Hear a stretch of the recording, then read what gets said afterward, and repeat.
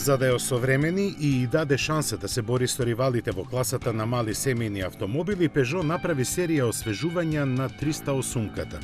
Пред таа да се појави на македонскиот пазар во септември, бевме поканети да се увериме во направените модификации. Помалку необично за француска марка, тест возењето беше организирано на германска територија, поточно во Баварија. Со ова домакините како сакаа да кажат нешто меѓу редови, но подеднакво внимание им посветија на двете каросериски изведби. Надворешните промени кај хеджбек и караванската каросерија се фокусираат на предниот дел, каде забележливата маска на ладилникот доби порафинирана интерпретација. Реобликувани се фаровите со стандардни дневни LED светла, додека предниот браник е потполно нов. Со овој пристап семејниот автомобил се приближи барем со изгледот на успешното спортско корисно возило 3008.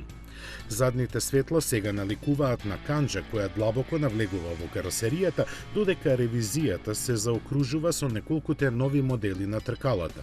Тоа се однесува на надворешноста.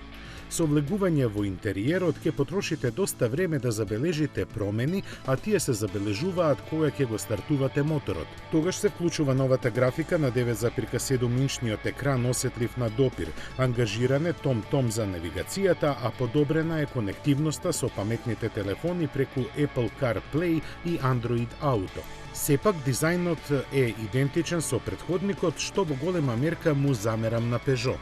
Јас очекував да биде вметнат атрактивниот iCockpit, кој би дал посебна вредност и предност на 308-ката во однос на останатите возила во овој сегмент. Ергономијата се уште останува дискутабилна категорија која е проблематична за возачите со определени големини и облици. Тие тешко ќе најдат удобна положба за возење. И покрај новата графика, централниот екран на допир се уште не е особено лесен за ракување во движење. Особено промената на температурата може да биде нестабилна поради фактот што виртуелните копчиња се изведени во подмени. Она што многу ми се допадна е нивото на опременост GT Line, во кое покрај спортските стилски детаљи и 18-инчните тркала опфатен е панорамскиот стаклен покрив, комплетни LED светла и камери кои даваат јасна прегледност околу целиот автомобил. Популарно наречен редизајн сепак е искористен за вметнување на нови технологии во гамата на 308. Пред се тоа се обновените мотори, особено дизели, кои сега ја исполнуваат втората фаза на Euro 6 нормата. Бензинските мотори имаат две зафатнени и сите се со турбополнач. 1,2 литрениот PureTech со 3 цилиндри располага со 110 и 130 конски сили, а посилниот се нуди и со автоматски менувач. Најсилна опција е 1,6 литрениот 4 цилиндерски мотор со 205 конски сили. Изборот кај дизелашите е далеку поголем. Семејството Blue HDI нуди 3 зафатнени со распон на силата помеѓу 100 и 180 коњи. За време на дводневните возења имав можност да ги испробам повеќето понудени опции. Пред се им обрна внимание на најинтересните верзии за македонскиот пазар, оние со дизел мотори. Најнов меѓу нив е 1,5 литрениот агрегат со 130 коњи, чии перформанси ветуваат.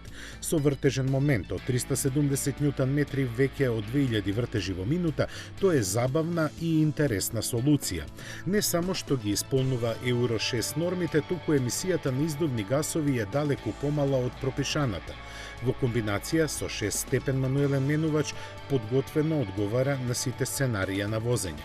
Патиштата на Баварските Алпи знаат да изморат и далеку поизвикани возила со посилни мотори. Сепак францускиот лав со мало, но силно срце се наметна со неговото однесување. Едноставно не ги признаваше стрмнините кои некогаш достигнуваа и до 20%. Неговите линеарни забрзувања и големата еластичност оставија силен впечаток на мене. За оние со подлабок джеб, но и поголеми возачки амбиции, со мирно срце го препорачувам знаменосецот, опремен со 2-литрен Blue HDI од 180 коњи, впарен со 8-степениот автоматски менувач со двојна спојка. Тоа е комбинација која просто ма гепсува. Преносите се менуваат сами, а доколку возачот сака нешто повеќе од вртење на воланот, тогаш може сам да ја превземе контролата над менувањето на преносите. Таа опција функционира безпрекорно, времето на реакција е секавично и му дава дополнителна самодоверба на возачот. На провокативните свиоци каросеријата се држаше до зададените линии. Малиот волан лесно се манипулира, а целиот автомобил заслужува афирмативни оценки.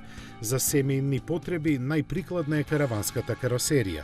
За разлика од хеджбекот, таа е за 35 см подолга, но димензиите се зголемени во задниот дел, од каде доаѓа големиот капацитет на багажникот. Кај хеджбекот тој може да собере од 470 до 1309 литри, додека караванот има стартни 660 кои нараснуваат на 1775 литри со сооборена задна клупа. Во инает на подолгата каросерија караванската верзија не покажа ниту најмало отстапување во однос на хеджбекот. Управливоста и динамичните манири се во потполност исти, потсетувајќи не дека инженерите на Peugeot секогаш имале што да кажат во дотерувањето на возните својства, без оглед на можните варијации на димензии.